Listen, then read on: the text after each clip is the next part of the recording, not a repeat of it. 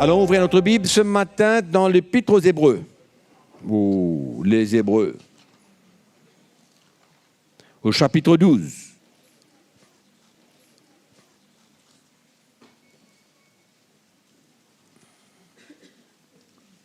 Nous allons lire à partir du verset 1. Nous écoutons l'Évangile et nous répondons à l'Évangile. N'est-ce pas?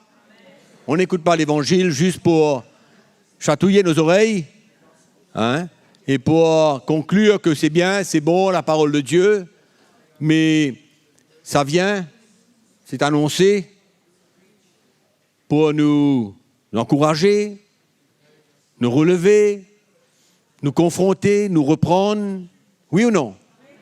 Et nous ramener sur un chemin qui est le chemin de la vie. N'est-ce pas vrai? Le chemin de la vie, c'est là où on veut marcher.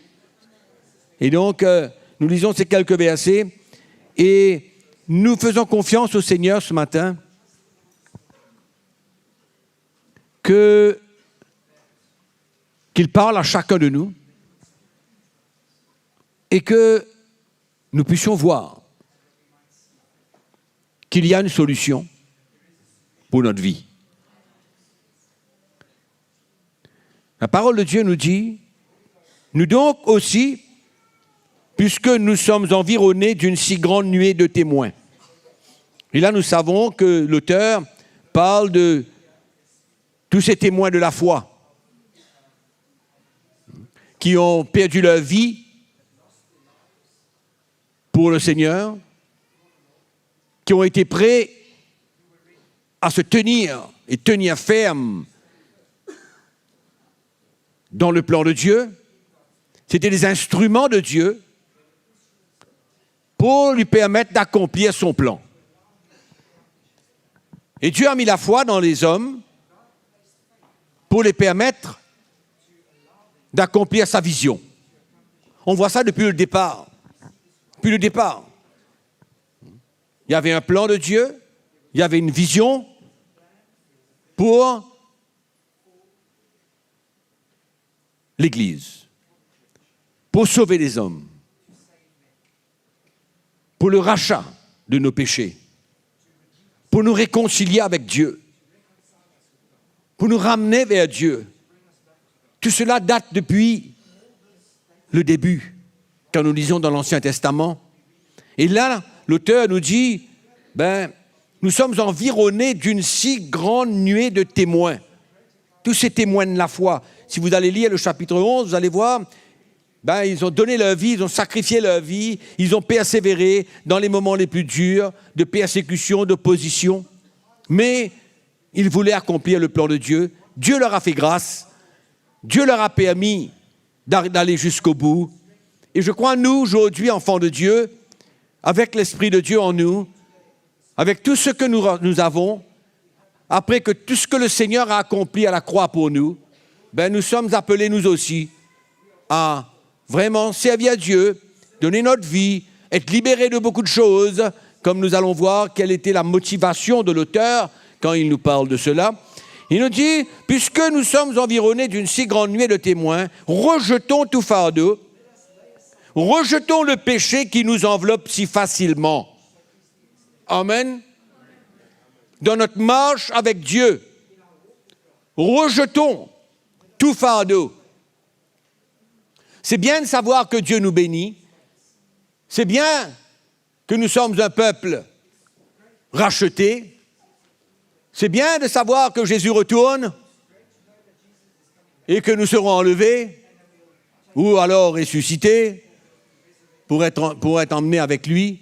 Mais ici, l'auteur nous dit, rejetons tout fardeau et le péché qui nous enveloppe si facilement et courons avec persévérance dans la carrière qui nous est ouverte, ayant les regards sur Jésus qui suscite la foi et l'amène à la perfection.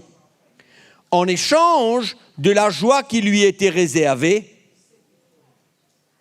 il a souffert à la croix, méprisé l'ignominie et s'est assis à la droite du trône de Dieu.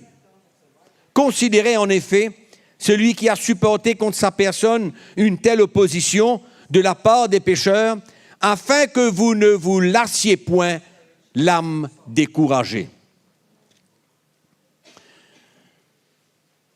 Sans pointer le doigt sur personne ce matin, parce que nous ne sommes pas là pour condamner personne. Mais je crois que chacun d'entre nous, nous avons certaines choses dans notre vie qui, si nous le laissons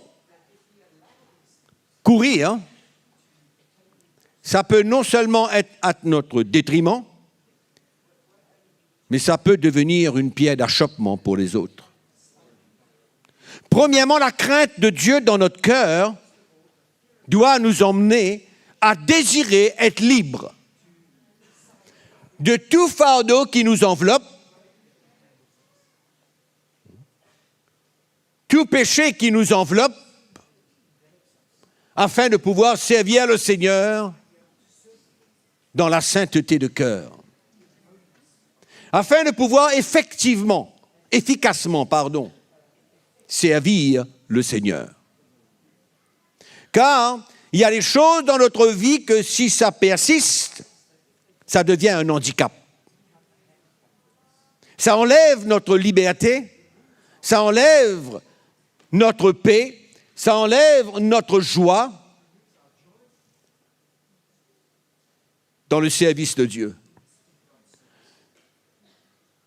Et je crois qu'aujourd'hui, il y a tellement de choses dans ce monde à laquelle nous pouvons être attachés, certaines choses spécifiques de notre vie. Un fardeau spécifique, une attirance spécifique, un piège spécifique dans notre vie, qui au lieu d'être une partie dans notre vie pour nous encourager à servir Dieu, devient un piège. Devient un piège. Nous avons tous certaines faiblesses spécifiques. Quand nous regardons la vie des jeunes qui sont dans l'Église, dans le Seigneur, ils aiment le Seigneur, ils ont envie de grandir dans le Seigneur, mais certains sont attachés à, allons dire, l'Internet, tout ce qu'on peut voir dans l'Internet, sur Internet, toutes les horreurs qu'on peut voir sur Internet. Il y a une facilité extraordinaire d'avoir accès aux choses immorales, aux choses impures de la vie, oui ou non? Une facilité extraordinaire. On pèse un bouton et on entre partout, on va partout, on voit toutes choses. Tout ce qui est fait dans le monde, bonnes et mauvaises. Il y a des bonnes choses et il y a des mauvaises choses. Il y a des choses pour nous aider, même les jeunes, dans leur éducation, par exemple, mais il y a d'autres choses qui deviennent un piège pour eux et un handicap dans leur service pour Dieu. Ils n'arrivent pas à continuer à grandir. Ils n'arrivent pas à progresser dans leur marche chrétienne. C'est un fardeau. C'est quelque chose dans leur vie qui est devenu un piège. Et constamment, ils se retrouvent dans cette situation. Et je suis sûr que ça existe au sein de l'Église. Par exemple, je parle de cet exemple précis. On va surfer sur Internet. On va là où il ne faut pas aller. Oui ou non? Et souvent, ça se présente devant nous, même si on ne veut pas. Il y a de la publicité pour entrer dans les choses, à l'intérieur. Et nous, les chrétiens, nous ne sommes pas à l'abri de toutes ces choses. Parce que la plupart d'entre nous, nous avons besoin de cet instrument pour travailler, pour l'éducation, pour beaucoup de choses. Et ici, l'auteur nous dit de prendre exemple sur les témoins de la foi. prendre un exemple sur eux, parce que nous sommes enveloppés. Des fardeaux de péché dans notre vie. Nous avons des faiblesses spécifiques dans notre vie. Je suppose, chacun d'entre nous, d'une manière ou d'une autre, il y a certaines choses qui veulent nous détruire. Il y a certaines choses spécifiques dans notre vie. Il y a des éléments quelque part qui peuvent nous détruire. Et je prie le Seigneur qu'il puisse nous libérer. Pour certains, c'est un miracle instantané. Pour d'autres, c'est une œuvre de Dieu qui a besoin de continuer.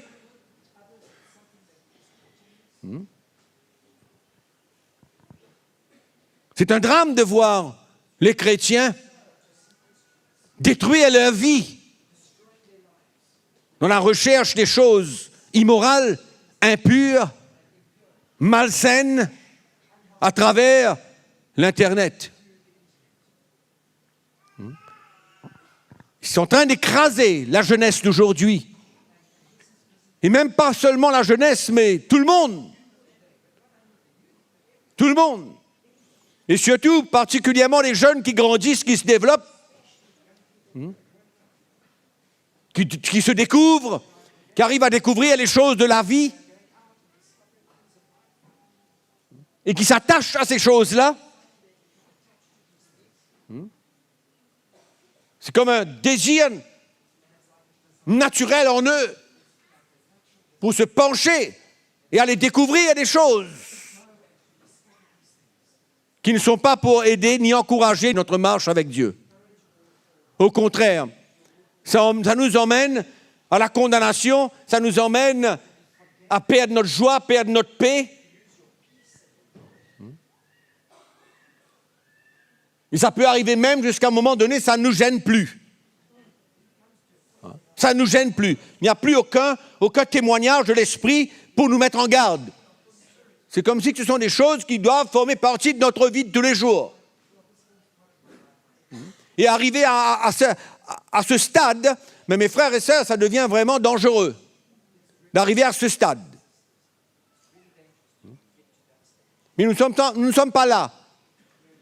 Nous parlons même de quelque chose en nous, de cette faiblesse en nous, qui est spécifique dans notre vie, que le Seigneur veut nous rendre libres.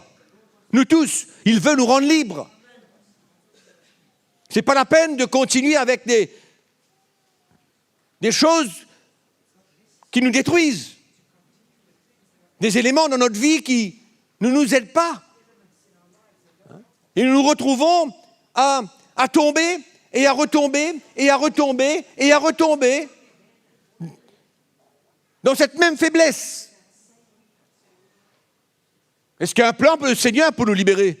Est-ce qu'il y a un plan de Dieu pour nous rendre libres de ces choses-là, afin qu'on puisse marcher dans la pureté de cœur, dans la sainteté et servir à Dieu? Oui ou non? Paul dit ce que Dieu veut, c'est la sanctification. Oui ou non? Ce que Dieu veut, c'est la sanctification. Nous libérer. Et souvent, on ne réalise pas où ça peut nous emmener. Ça enlève notre zèle. Ça met un fardeau de condamnation sur notre vie. Ça étouffe le zèle qu'il y a en nous pour servir Dieu.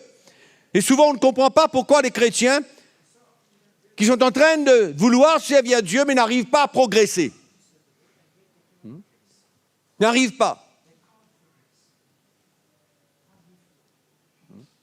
Mais ce n'est pas à nous d'aller découvrir ce qu'ils font.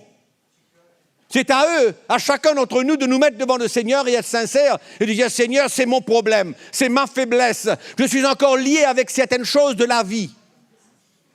Et tu veux me libérer. Vous savez, mes frères et sœurs, nous ne sommes pas sous la loi. Non, ce n'est pas une histoire qu'on n'a pas le droit ou on a le droit. Ce n'est pas ça le problème. Non, nous ne sommes pas là. Mais je pense que l'Esprit de Dieu doit pouvoir nous laisser savoir dans notre cœur qu'est-ce qui est bon pour nous et qu'est-ce qui est mauvais pour nous. On est d'accord avec ça? Qu'est-ce qui est bon et qu'est-ce qui est mauvais? Ce n'est pas une loi qu'on doit mettre dans l'Église. Non, tu n'as pas le droit de faire ça, tu as le droit de faire ça, ça c'est bon, ça c'est pas bon. Non. Moi je sais dans mon cœur que le Seigneur m'a libéré de beaucoup de choses. Pourquoi? Parce que je sais que ce n'était pas bon pour moi. C'était à mon détriment. Il m'a libéré. Gloire à Dieu. Je ne vais pas retourner en arrière. Hein? Parce que maintenant je suis sous la grâce et ce que c'est permis pour moi de faire certaines choses. Hein? Vous comprenez ce que je dis? Ce n'est pas parce que nous sommes sous la grâce maintenant que je vais retourner aux choses que le Seigneur m'a libérées. Et que dans les temps modernes maintenant, on fait ça, on fait ça, on fait ça, on fait ça. Mais le Seigneur m'a libéré, il m'a libéré pour toujours. Il ne m'a pas libéré pour un temps. Il m'a libéré pour toujours. On est d'accord, oui. Hein? Et mais je crois que pour nous tous qui sommes là ce matin, ce n'est pas un point, ce n'est pas un moment où nous avons besoin d'être découragés, de se sentir condamnés, mais je crois que c'est un moment où le Seigneur veut nous aider. Il veut nous aider à sortir de notre trou, de ce piège de l'ennemi, qui est en train de détruire beaucoup de chrétiens. Nous sommes appelés à le servir. Et pourquoi il y a certains qui n'arrivent pas à servir Dieu?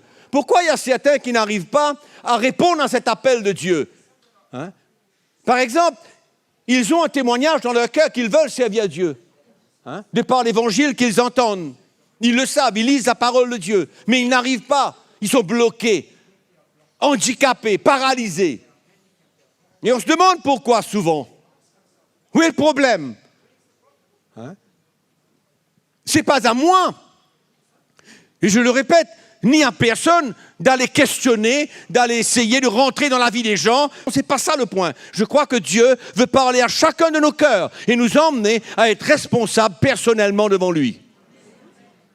Et si on a besoin de l'aide, on cherche de l'aide. Il n'y a aucun problème à cela. Mais on est sincère devant Dieu. Il y a beaucoup de jeunes chrétiens qui sont liés avec l'Internet. Ouais. Et qui rentrent là où il ne faut pas.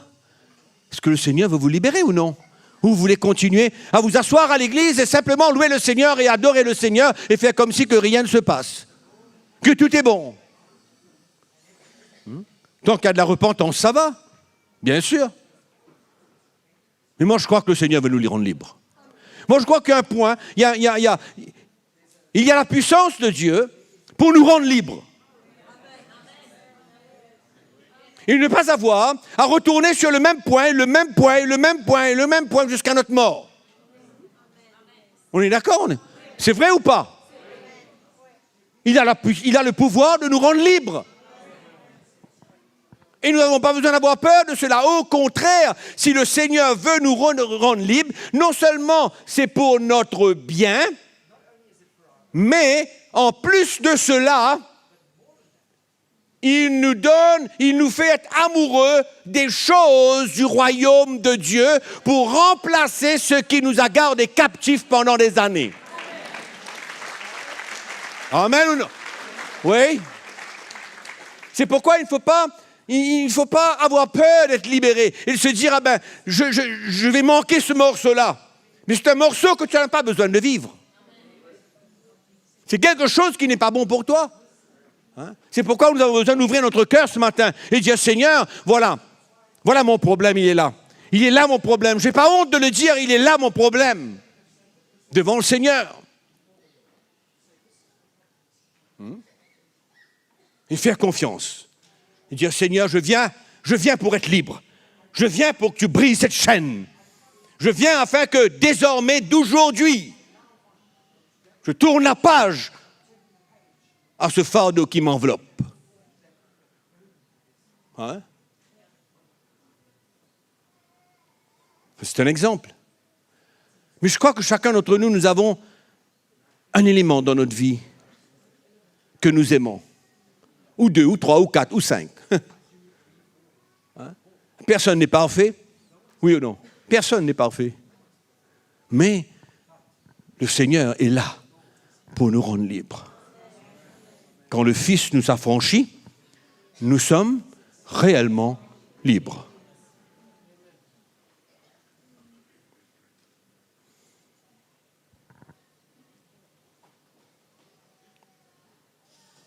On a la foi que notre Dieu est capable de nous libérer. Amen. De nous libérer. Il ne faut pas... Vous savez, dans les derniers temps, là, il y a des problèmes, il y a des choses qui vont se passer dans l'Église qui sont extraordinaires, que peut-être nous n'arrivons pas à comprendre. Il y a une séparation qui se fait. Il y a une séparation qui se fait entre une Église charnelle complètement, qui se donne à n'importe quoi, qui fait n'importe quoi, hein, dans le monde. Une Église dans le monde. Hein. Il y a une séparation qui se fait. Et c'est là où le chrétien a besoin d'être très avisé. Afin de ne pas nous laisser influencer par une drôle de liberté qui existe dans une Église qui n'est pas prête à vivre selon le Seigneur.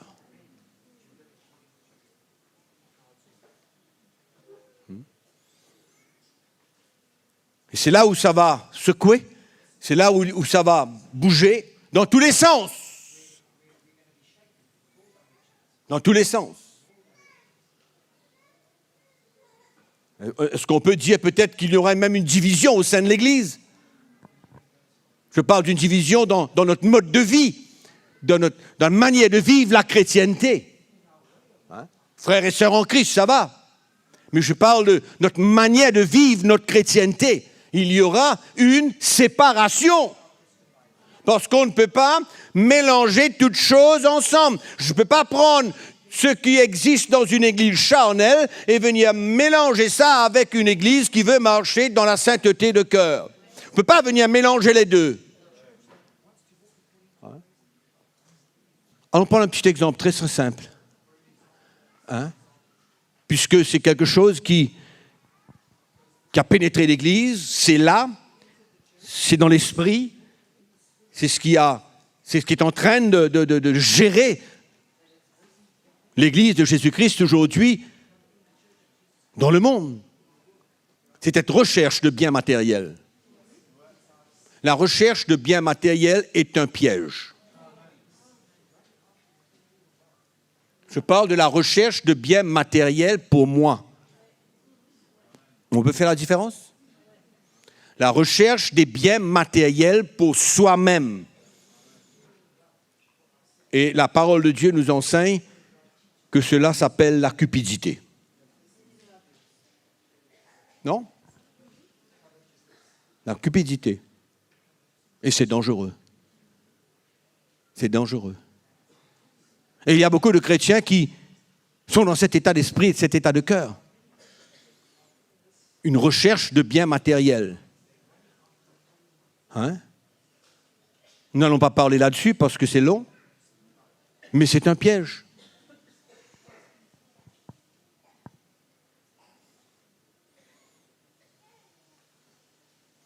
Il y a beaucoup de chrétiens aujourd'hui qui sont dans les genres de travail qui ne sont pas nécessairement bons pour eux. Je sais que chacun a besoin de gagner sa vie. Je sais que chacun a besoin de pourvoir aux besoins de sa famille.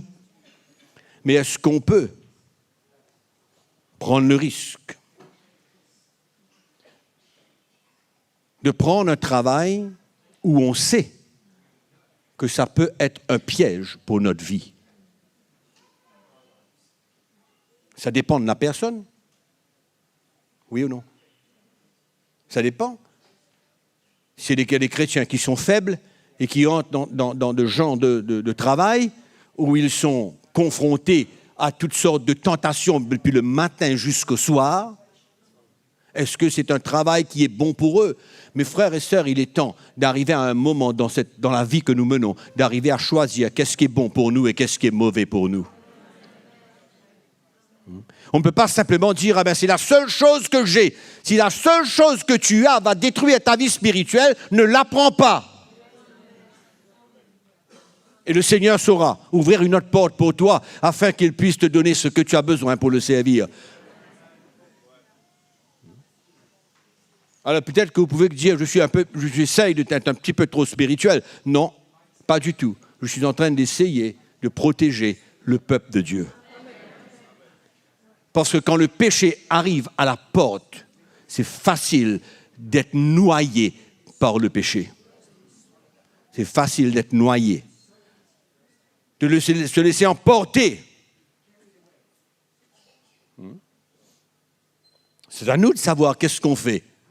Et si ce que je suis en train de faire, comme travail par exemple, est-ce que ça m'aide dans mon service pour Dieu? Ça m'aide dans ma vie spirituelle? Est-ce que ça n'est pas une pierre d'achoppement pour moi et qu'un jour je me retrouverai loin de Dieu parce que je fais face à toutes sortes de situations qui ne sont pas droites, qui ne sont pas claires, qui sont sales, qui sont impures, qui sont malhonnêtes, qui sont toutes sortes de choses? Hein?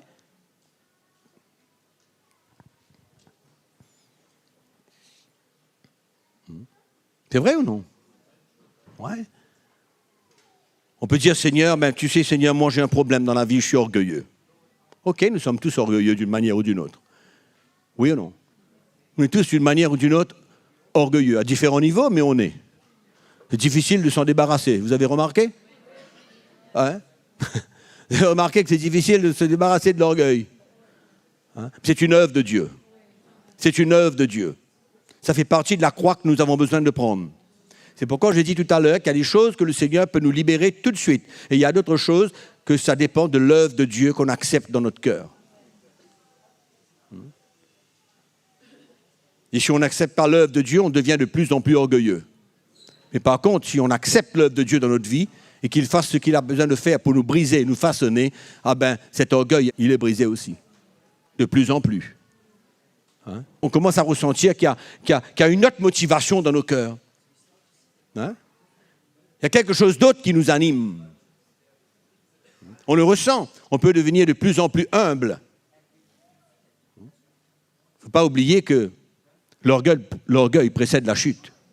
Hein? Et si nous n'arrivons pas à le réaliser, à le reconnaître et à offrir notre vie à Dieu pour qu'il puisse nous libérer de cette chose-là de plus en plus, ben, on court un danger. Le Seigneur a dit, l'orgueil précède la chute. Il faut faire attention. Hein? Il faut laisser le Seigneur, permettre au Seigneur de toucher ces points-là. Hein? C'est quoi la chute? Ça peut être n'importe quoi. N'importe quoi. Hein? Se sentir plus grand. D'avoir cette jouissance, si on peut dire entre guillemets, que Dieu se sert de nous, que Dieu se sert de quelqu'un. Et on est orgueilleux, au lieu de reconnaître que c'est Dieu qui agit à travers quelqu'un et que toute la gloire doit lui revenir. Et chacun de nous, où est-ce que nous sommes? Nos fréquentations. Nos fréquentations. Et souvent, on croit que on peut fréquenter n'importe qui parce que Dieu nous emmène quelque part pour briller. Ah oui, c'est vrai, il n'y a pas de problème. Je n'ai pas aucun doute ça, que nous sommes appelés à aller n'importe où Dieu nous envoie. J'ai aucun doute, n'importe où Dieu nous envoie, aller porter l'évangile, aller briller pour le Seigneur, aller partager la bonne nouvelle de Jésus-Christ. Je n'ai aucun doute à cela. C'est pas ce que je parle. Il y a une différence entre ça et aimer la compagnie des moqueurs, la compagnie des pécheurs. Il y a une différence entre les deux. D'accord? Et c'est là où nous avons besoin de mettre un terme à ce genre de fréquentation. Nous sommes appelés à vivre dans la famille de Dieu. Nous sommes appelés à construire des relations avec la famille de Dieu, nos frères et nos sœurs. Amen. Chacun a besoin de savoir dans son cœur où il est. Où il est. Quelle est sa priorité? Quel est son attachement? Quels sont ses liens? Il n'y a pas de problème d'aller où Dieu nous envoie. Il n'y a aucun problème. On comprend ce que je dis? Hein? C'est différent. C'est différent que de s'attacher et d'avoir un lien avec les gens qui peuvent devenir un instrument pour notre chute. Et c'est extraordinaire parce que le moment où nous sommes dans la présence des gens qui ne connaissent pas Dieu, ils ont une qualité de vie qui peuvent nous influencer, ça s'appelle le compromis. Ça s'appelle le compromis. Ça s'appelle le retourner à des choses que le Seigneur m'a libéré. On comprend ce que je dis? C'est pourquoi nous avons besoin de choisir nos amis, choisir ceux avec qui nous vivons. On l'a bien compris, hein? Ça ne veut pas dire que Dieu est contre, que vous alliez quelque part et parler de lui et briller ou faire n'importe quoi.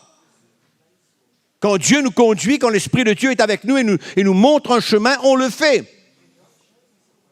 C'est pas ce que je parle de notre état d'esprit, je parle d'un lien.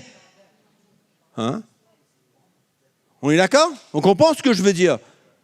Je parle d'un lien, je parle d'un attachement avec les gens du monde et en même temps arriver à faire, peut-être pas tout, mais une partie de ce qu'ils font. Qu'on arrive au moment donné à considérer que ce n'est pas bien grave. Et on n'arrive pas à comprendre qu'au fur et à mesure, c'est un piège pour nous.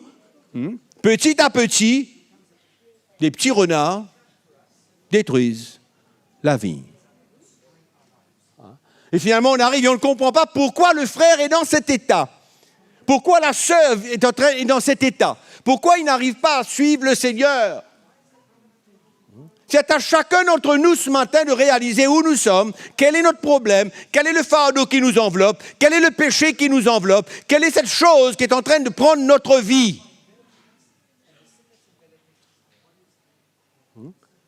Et que nous pouvons identifier cette chose et demander à Dieu de nous libérer. Dans la sincérité de cœur, dans une repentance, et de dire, Seigneur, maintenant tu me libères de cette chose, je ne veux plus entendre parler de ça. Je ne veux plus m'identifier à cette chose. Je ne veux plus participer à ces choses-là. On sait quand c'est un lien ou quand ce n'est pas. On est d'accord? C'est-à-dire, demain matin, vous pouvez me voir quelque part en train de parler avec quelqu'un qui alors là, il est vraiment quelqu'un de mondain. Il y a un problème là-dedans? Non. C'est pas ma vie. C'est pas ce que je veux. Mais si Dieu m'a emmené dans une situation comme ça pour un but, pour une raison, ben c'est autre chose que de vivre avec cette personne et de continuer à participer à ce qu'elle fait et le même style de vie, c'est autre chose. Et que cette personne ne devient pas maintenant quelqu'un qui est attaché à moi. Non. C'est temporaire. C'est une occasion. C'est pas ma vie. On est d'accord? On comprend ce que je dis? Il faut faire la différence. Mais chacun sait où il est. C'est pas moi à le définir. Non, personne ne peut définir. C'est pourquoi nous ne sommes pas appelés ni à critiquer, ni à juger. Parce que chacun sait là où il est. On doit savoir quel est le lien que nous avons. On doit savoir qu'est-ce qu'on fait de notre vie. On doit savoir quel est le péché qui nous enveloppe. Quel est ce fardeau qui nous enveloppe. L'auteur dit si facilement. Il dit rejetons tout fardeau et tout péché qui nous enveloppe si facilement. Nous faillissons. Alors nous faillissons dans beaucoup de domaines, oui ou non? C'est vrai. On est d'accord? C'est vrai ou non? On faillit dans beaucoup de domaines de notre vie. Mais, il peut y avoir une chose qui entraîne d'autres. Ou une chose qui est en train de nous détruire. Ou une chose qui est en train d'étouffer ce que Dieu est en train de faire dans notre vie.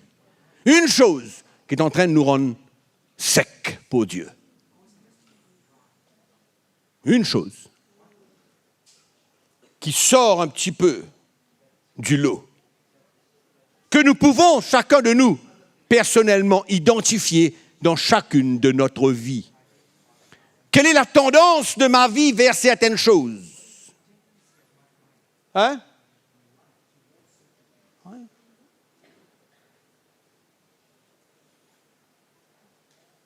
Nous sommes tous là ce matin. On ne pointe pas du doigt sur personne. Ce n'est pas le but. Le but, c'est permettre au Seigneur de nous rendre libres pour pouvoir le servir. C'est l'amour de Dieu pour nous. C'est la grâce de Dieu envers nous. Pour nous protéger, nous garder. Parce qu'on ne sait pas qu'est-ce qu'il y a demain. Nous faisons des choses aujourd'hui, mais nous ne savons pas qu'il y a un piège derrière. Il y a beaucoup de choses que nous pouvons faire. Sincèrement. Oui, on le fait. Sincèrement. Mais je prie que le Seigneur puisse nous aider, nous éclairer et nous montrer la chose que je fais. Même si je ne vois pas le danger, mais le Seigneur peut nous montrer qu'il y a un danger derrière. Et de fuir. Et de laisser cette chose derrière. Qu'il prendra soin. Il s'occupera. C'est pas ça qu'il promet? Il promet qu'il s'occupera de nous, oui, non? Il s'en charge de notre vie. C'est pourquoi il y aura des décisions à prendre dans la vie, dans les derniers jours. Il y aura une décision à prendre, il y aura des décisions claires et nettes à prendre. Pour notre protection, pour notre sécurité avec Dieu.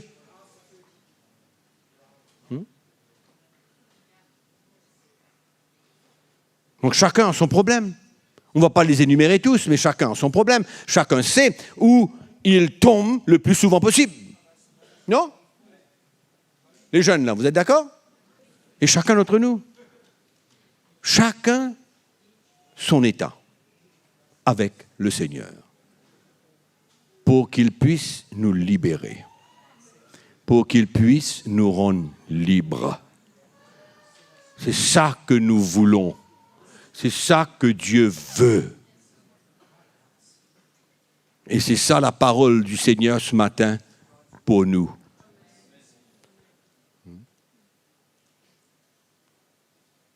Rejetons tout fardeau et tout péché qui nous enveloppe si facilement et tournons nos regards vers Jésus, qui est l'auteur et le consommateur de notre foi. Lui qui, en échange de la joie, il a souffert la croix. Amen. Est-ce qu'il y a un désir dans notre cœur d'être libéré? Est-ce qu'il y a un désir dans notre cœur pour en finir avec cette même chose qui est en train de vouloir nous détruire? Ce sera tellement merveilleux pour nous de nous repentir devant le Seigneur une bonne fois pour toutes et obtenir sa libération. Amen. Et d'obtenir sa libération. Il y a une conviction dans nos cœurs ce matin? Il y a une conviction dans nos cœurs ce matin? Nous allons nous tourner vers le Seigneur et lui permettre de nous montrer chacun, pour lui, là où il est, le piège dans lequel il est, l'action répétée dans la vie de quelqu'un, une mauvaise action répétée qu'on n'arrive pas à s'en défaire. On n'a pas besoin d'énumérer parce que le Saint-Esprit est là pour nous montrer chacun pour soi quel est notre problème, quel est notre état. Et moi je crois qu'il n'y a pas une seule personne ici qui peut déclarer « Moi, je n'ai pas de problème. Moi, je suis clair et net. Priez-vous. Moi, je suis clair. » Je crois que c'est suffisant pour que le Saint-Esprit puisse parler à notre cœur ce matin et que nous sortons ici sans fardeau, sans poids, sans condamnation et se sentir libres. Parce que tout ce qui s'attache à nous est un fardeau. Tout ce qui est partie de notre vie qui n'est pas de Dieu devient un fardeau. Amen.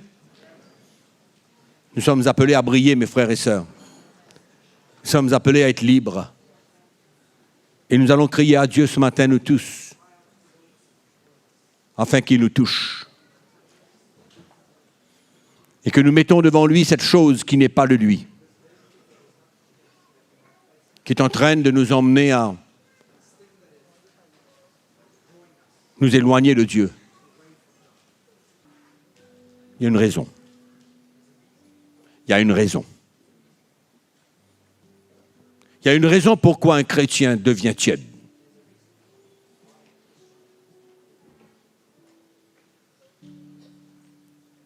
Il y a une raison pourquoi un chrétien n'est plus sensible à la voix de Dieu. Il y a des raisons pour cela. Et ce matin, nous allons demander au Seigneur, dans l'honnêteté et la sincérité de cœur, de nous montrer notre état, ce fardeau, ce péché qui nous a enveloppés pendant peut-être des années ou des mois, qu'importe. Et avoir la foi dans notre cœur qu'il est prêt pour nous libérer. Et que les pages soient tournées. La page soit tournée. Et que le fardeau soit enlevé. Et qu'on puisse servir du Seigneur de nouveau.